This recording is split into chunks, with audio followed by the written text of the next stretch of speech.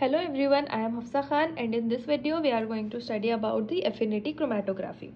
It is a method of separating a biomolecule from a mixture which is based upon the highly specific macromolecular binding interaction that occur between the biomolecule and other substances. ठीक है, तो affinity chromatography भी क्या है, एक chromatographic technique है like other chromatographic techniques that we have already studied in the previous videos. Syllabus के according you can check the link for the playlist in description. तो एक ऐसी टेक्निक है जिसमें हम क्या करते हैं, सेपरेशन करते हैं किसका, बायोमोलिक्यूल का किसी मिक्सचर में से, depending upon highly specific macromolecular binding interaction between the biomolecules और दूसरे सब्सटेंस. उसमें से हमें बायोमोलिक्यूल को अलग करना है. ठीक है. Principle: the stationary phase consist of a support medium like cellulose beads on which the substrate और sometimes even a coenzyme has been bound covalently and in such a way that the relative groups that are essential for enzyme binding are exposed. As crude mixture of substances with binding sites for the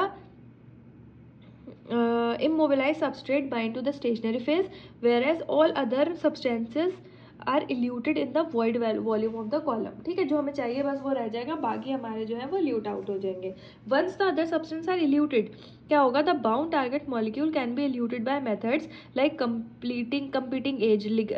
competing ligand in mobile phase और changing pH, ionic strength और the polarity conditions. ठीक है, एक बार हमारे सारे other जो substances हैं वो निकल जाए, अदर जो केमिकल्स हैं, मॉलिक्यूल्स हैं वो निकल जाएंगे, तो क्या होगा, जो हमारा रिक्वायर्ड वन है वो हमारे फिर हम उसको निकाल सकते हैं by using different methods that are mentioned here. Okay, now let's see the instrumentation of affinity chromatography.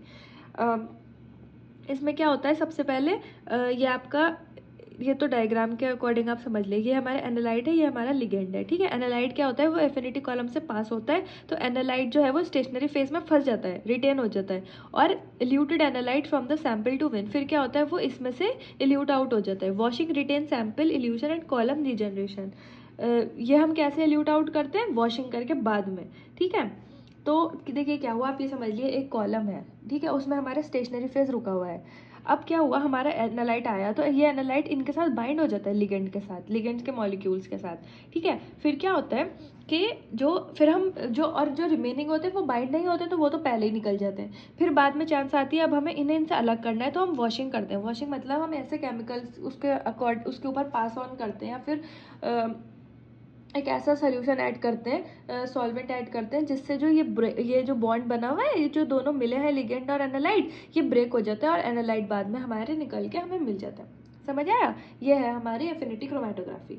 अब इसके हम कंपोनेंट्स देख लेते हैं अलग अलग. फर्स्ट है matrix. It is an inert support to which a ligand may be directly और indirectly coupled. It should be inert, stable, insoluble in solvents and buffers. ये हमारा जो इनर्ट होना चाहिए और किसी भी चीज़ के साथ रिएक्ट नहीं होना चाहिए, चाहे कुछ भी हो, सॉल्वेंट्स हो, बफर हो, एनालाइट हो, कुछ भी हो. It should exhibit good flow property. इसकी फ्लो प्रॉपर्टी अच्छी होनी चाहिए. And have a relative large surface area for the attachment like agarose and polyacrylamide. इसके अलावा भी कोई सा होता हम यूज़ कर सकते हैं, पर यूजुअली हम यूज़ करते हैं. Next is the spacer arm. It is use to provide binding between the ligand and target molecules by overcoming any effect of the steric hindrance. Next we have the ligand.